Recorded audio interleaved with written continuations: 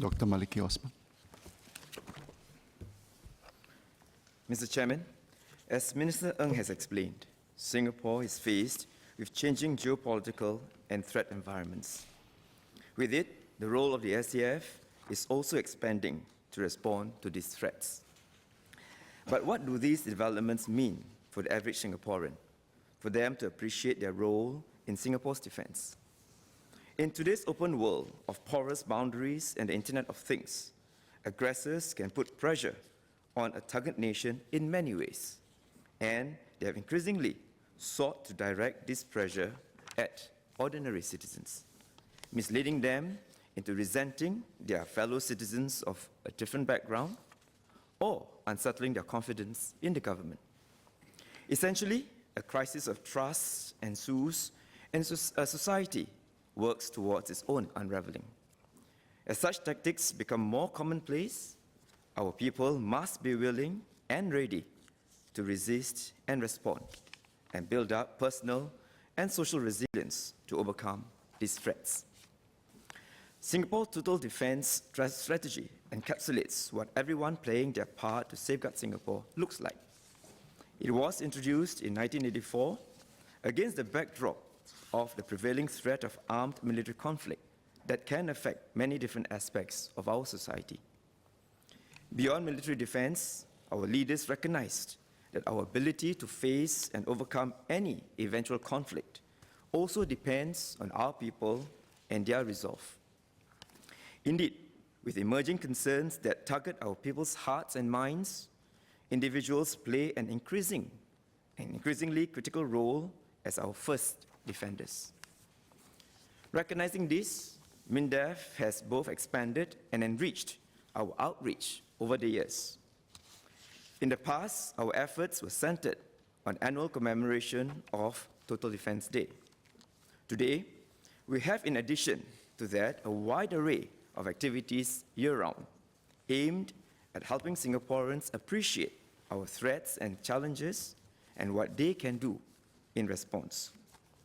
This would not have been possible without our growing pool of partners from the public, private, and people sectors that have come on board to work with us. To cite a recent example, MINDEF and MHA worked with MediaCorp to develop a national security documentary drama entitled It Will Never Happen Here, which aired on Channel 5 in January. One of the viewers, 58-year-old housewife Mrs. Vimala Guranathan, was struck by the episode on cyber attacks. She shared, and I quote, "I was quite surprised that attacks on cyberspace can actually cause chaos in our society and everyday life.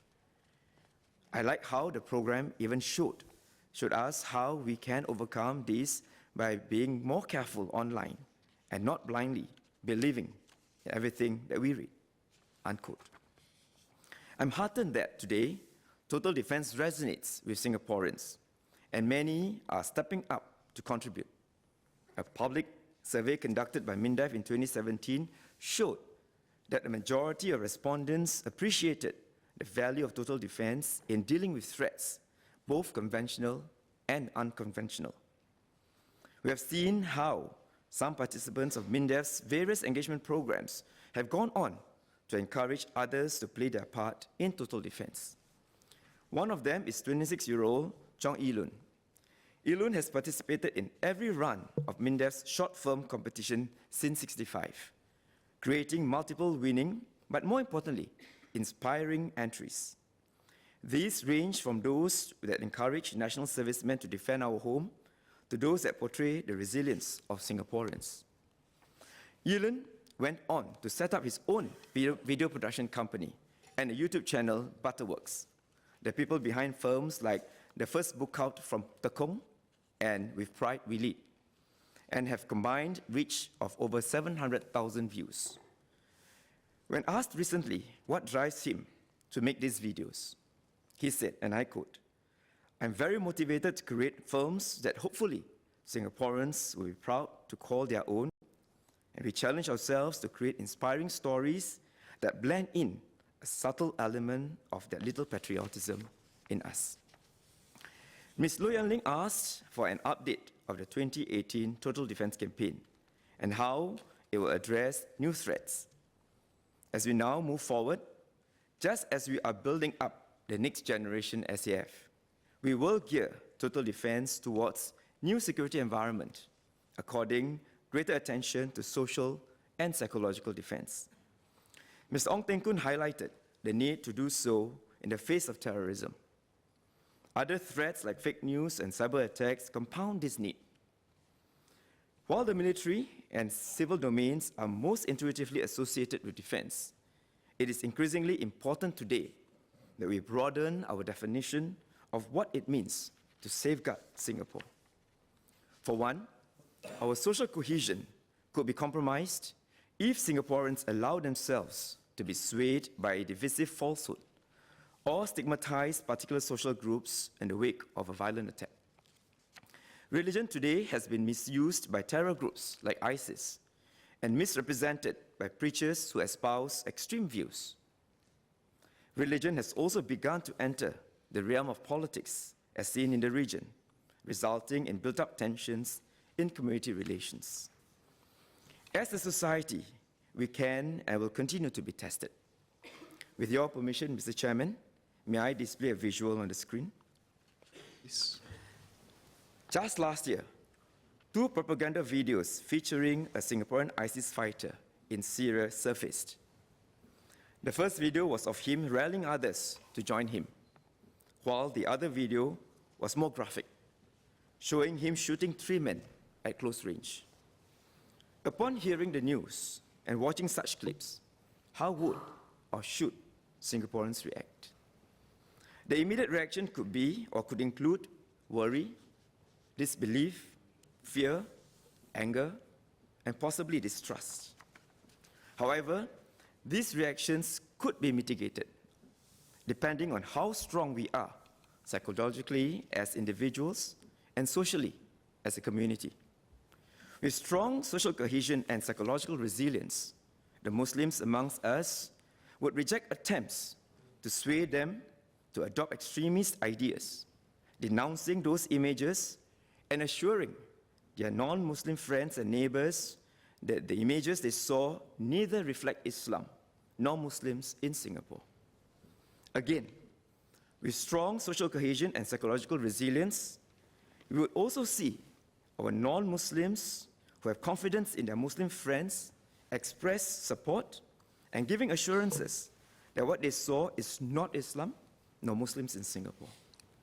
At the same time, those who might be affected by the images will feel comfortable enough to clarify their doubts and reservations with their Muslim friends. With deepened trust, all Singaporeans would stand united to safeguard the harmony we hold dear.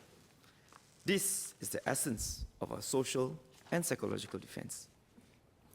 Mr. Chairman, may I say a few words in Malay, please? Dalam persiapan untuk membina generasi SAF selanjutnya atau Next Gen SAF, kita akan menggaras program pertahanan mutlak ke arah sekitaran keselamatan yang baru, sambil memberikan perhatian yang terperinci terhadap pertahanan sosial dan psikologi. Sedang domain ketenteraan dan kehidupan rakyat sering dikaitkan dengan pertahanan. Kini erti melindungi dan mempertahankan Singapura harus diperluaskan. Perpaduan sosial boleh dikompromi atau terjejas jika rakyat Singapura membiarkan diri kita dipengaruhi oleh berita-berita palsu yang meretakkan keharmonian atau yang bersikap prejudis dan melekatkan stigma terhadap sesebuah kaum apabila terjadi sesuatu serangan pengganas. Kini kita lihat bagaimana agama telah disalahgunakan oleh kumpulan pengganas seperti ISIS dan disalahertikan oleh pendakwa yang cenderung kepada pandangan ekstremis. Agama sudah mula masuk ke dalam atau ke alam politik seperti yang kita dapat lihat berlaku di rantau ini. Sehingga kan ada yang mengakibatkan ketegangan di dalam perhubungan masyarakat. Kita hanya perlu lihat sejarah kita sendiri untuk mengingatkan diri kita bahawa kepercayaan dan pertalian muhibah di antara kaum tidak boleh diambil ringan, tapi perlu usaha gigih untuk dikekalkan. Sebagai sebuah masyarakat, kita boleh diuji dan akan terus diuji. Hanya tahun lalu sahaja, terdapat 2 rakaman video propaganda yang memaparkan seorang pejuang ISIS dari Singapura di Syria. Video pertama melibatkan dia menyeru yang lain untuk menyertainya. Sementara video kedua lebih grafik, menunjukkan dia menembak 3 orang lelaki dari jarak dekat. Apabila terdengar berita dan menyaksikan klip sedemikian, apakah agaknya reaksi rakyat Singapura? Reaksi pertama tentulah rasa bimbang, tidak percaya, takut, marah, dan mungkin timbul rasa sangsi, hilang kepercayaan. Ini amat membimbangkan. Namun, reaksi ini boleh dikurangkan. Ia bergantung kepada kekuatan psikologi sebagai individu dan kekuatan sosial kita sebagai sebuah masyarakat. Dengan perpaduan sosial yang kukuh dan daya tahan psikologi yang teguh, masyarakat Islam Singapura mampu menepis idea-idea ekstremis, menolak imej pelampau sambil meyakinkan sahabat dan jiran bukan Islam bahawa ia tidak mencerminkan agama Islam ataupun masyarakat Islam di Singapura. Jika kita mempunyai perpaduan sosial yang kukuh dan daya tahan psikologi yang teguh juga, kita akan dapat melihat rakan yang bukan Islam mempunyai keyakinan tinggi terhadap rakan Islam sambil menyuarakan sokongan yang memberikan jaminan bahawa mereka tahu apa yang mereka lihat bukan Islam atau masyarakat Muslim Singapura. Pada masa yang sama, sesiapa yang mungkin terganggu dengan imej pelampau sedemikian akan berasa selesa untuk mendapatkan penjelasan dari rakan Muslim mereka demi menghuraikan keraguan. Dengan rasa saling percaya yang mendalam, semua rakyat Singapura dapat bersatu untuk melindungi keharmonian yang kita hargai. Bak kata pepatah, bersatu kita teguh, bercerai kita roboh. Inilah intipati pertahanan sosial dan psikologi. As Mr. Amrin Amin noted, there are also new potential fault lines in our social fabric beyond race and religion, which could be used against us if we are not careful. With globalization and significant mobility among Singaporeans, we cannot assume that all Singaporean children will continue to experience the culture of our local schools and neighborhoods as they grow up. There are also others who come from transnational families. These are not concerns in and of themselves, but they do signal that the experiences and perspectives of our people are more varied than before. If we do not continue to forge common understanding, our differences could be played up to divide us, making it difficult for us to band together in a crisis. We need a strong social defense. This means growing our common spaces by interacting with people of different backgrounds, speaking up against attempts to sow discord, and helping those in need. One important element of this is to fortify trust and understanding between people of different religious backgrounds to guard against radical ideas that may divide us. Just last month, the 5 Community Development Councils or CDCs launched the Common Census for Common Spaces Interfaith Dialogue Program nationwide. This provides members of the community with a safe space to ask questions and learn more about different faiths in Singapore, thus deepening their understanding and appreciation.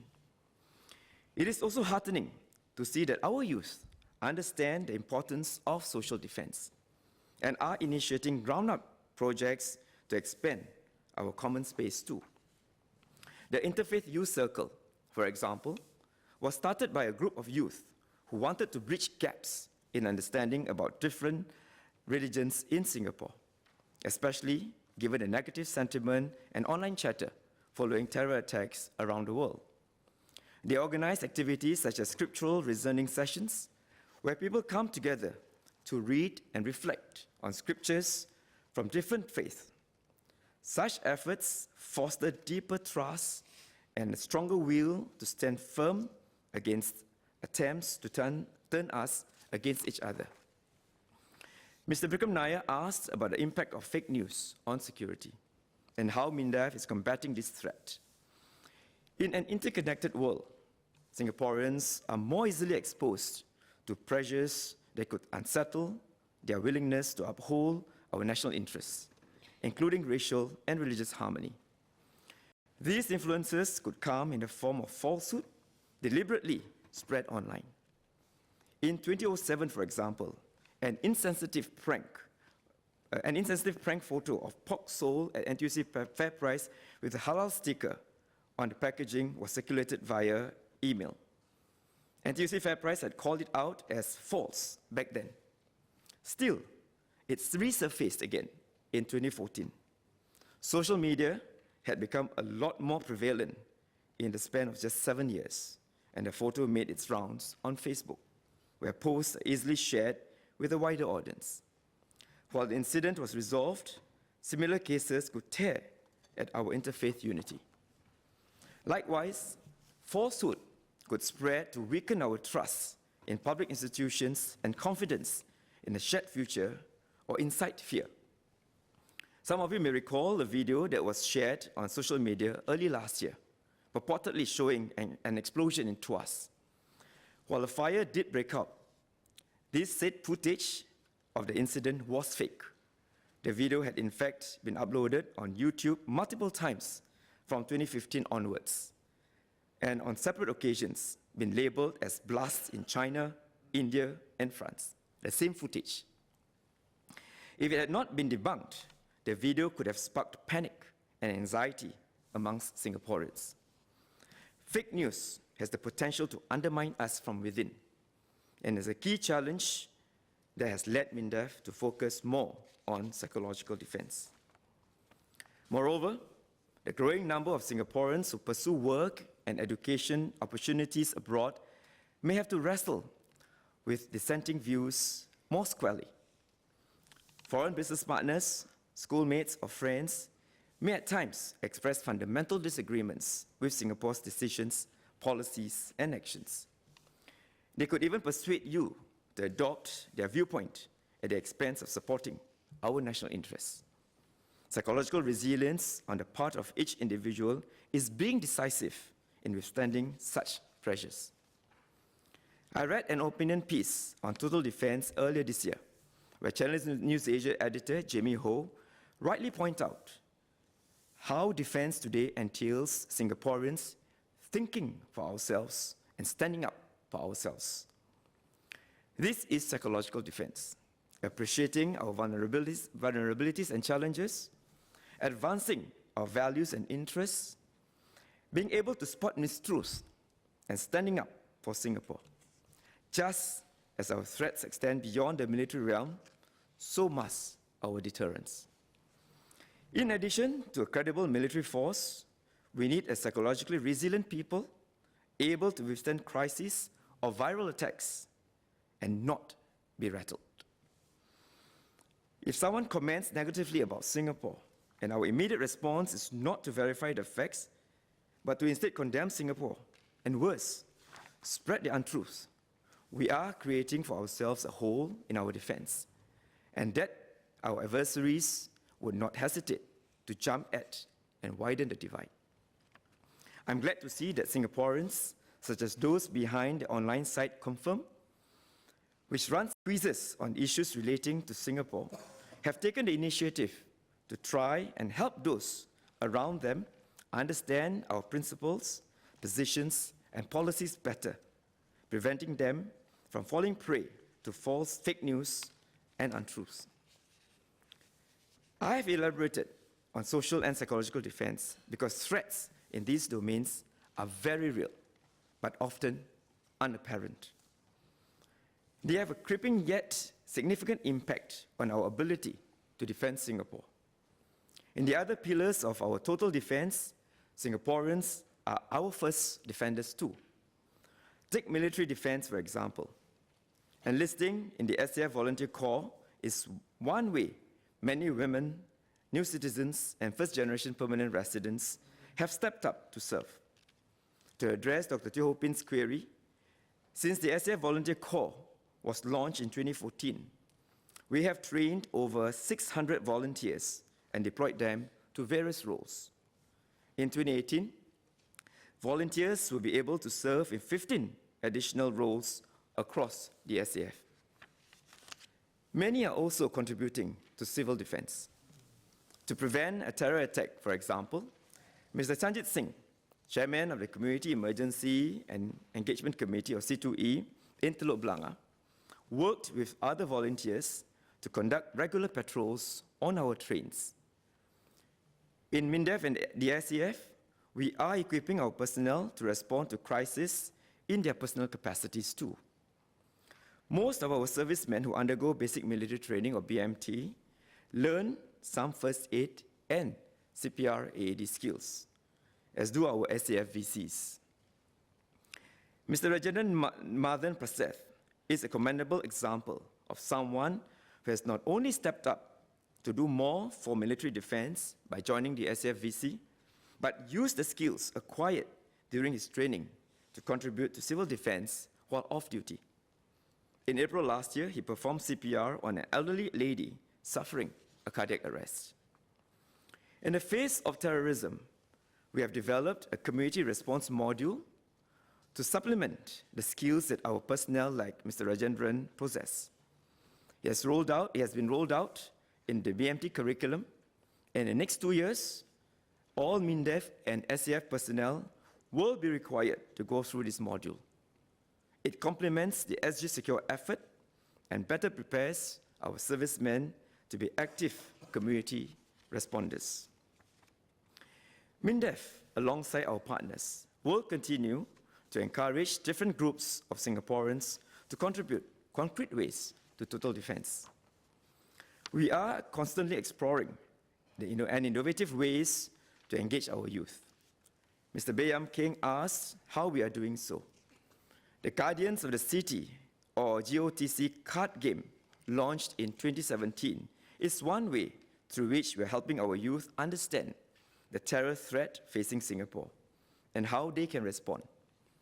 This year, we have given out over 38,000 decks of the game to all secondary school 2 students, and schools have organized the GOTC cohort experiences. Mr. Muhammad Anwar, a secondary school teacher who facilitated the game and conducted reflection sessions for his students, shared that the students both enjoyed it and learned valuable lessons on total defense. To quote him, "This game is something different, something exciting. The students want to try it because it is interactive, because games are so relatable to them. It is a good platform to teach them about total defense." Other interactive tools to bring total defense to life for our youth include a total defense puzzle that was developed in collaboration with agencies across government and creatives at SPH Think. It has been distributed to schools, SAF camps, and community centers. And various organizations, especially schools, have found the puzzle to be a useful learning resource. MINDEF has also more specific programs for our young recruits. I fully agree with Associate Professor Fatima Latif that besides physical training, it is important to prepare our recruits psychologically in a changing security environment. Beyond encouraging future recruits as part of our outreach to students, there is a comprehensive plan to strengthen their physical and psychological resilience when they enlist. This is infused in various aspects of the full-time national service experience. One part of the national education activities and milestone events that help them understand what our security challenges are, what we are defending and why, and what we must do to continue keeping Singapore safe and secure. These include experiential visits to defense-related heritage sites, the weapon presentation ceremony, and a 24-kilometer route march from Changi to Marina Bay. As they march past iconic landmarks in Singapore, they are reminded of what they are training to protect. The route march also symbolically reversed the prisoners of war route of defeat from the city to Changi after Singapore fell to our invaders during World War II. The soldiers march to their graduation parade at Marina Bay today. It represents their resolve to never again let Singapore fall. Besides these events and activities, it is the overall full-time NS experience, building strong bonds with their mates and commanders and experiencing values in action demonstrated by the commanders that strengthens our recruits psychologically. With understanding and conviction comes the resilience to protect our home even in the face of new threats and challenges. Families are key pillars of support as our national service, for our national servicemen. Both Ms. Joan Pereira and Associate Professor Fatima Latif has asked what MINDEF is doing to engage families. The SAF has been engaging families of national servicemen through events such as the milestone parades, unit family days, and open houses, and also provides them with information on NS. Through Accord, we also partner organizations such as Families for Life and the Center for Fathering to engage families on NS and total defense. Mr. Chairman, may I have the indulgence to continue a little Yes, bit we more? do have some time before the closing time for MINDEF. Please wrap up in the next few Thank you. minutes. Activities we have had include the Celebrating NS50 picnic and That's for Life camp last year. Accord has also conducted focus groups discussions with women to gather feedback on how we can better support our national servicemen and their families. In this way, families can not only support national servicemen in their NS journey, but appreciate the role they themselves play in total defense too. In conclusion, Mr. Chairman, sir, if each one of us understands that what Singapore stands for and is committed to protecting our way of life, we will be able to deter and overcome sinister attempts to shake our unity and confidence. Besides the individuals that I have highlighted today, there are many others who are putting total defense into action in their everyday lives by giving their best during NS training, securing personal devices, learning first aid, donating blood, and taking up new skills. MINDEF will continually work towards strengthening this whole of society effort. With a strong total defense, we have every reason to be hopeful and confident in Singapore's future. Thank you.